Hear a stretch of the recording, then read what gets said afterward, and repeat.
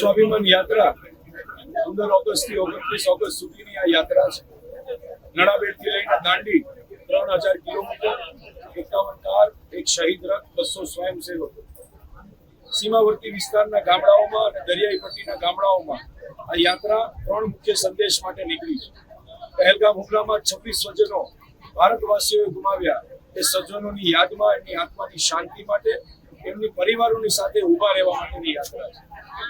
સિંદૂર સ્વાભિમાન યાત્રા દરેક સૈનિકોના સન્માન, જે સૈનિકો આપણી રક્ષા માટે પોતાના જીવના જોખમે પોતાના પરિવારને મૂકીને આપણી રક્ષા કરે છે, એ તમામ વીર સૈનિકોને સમર્પિત આ સિંદૂર સ્વાભિમાન યાત્રા છે.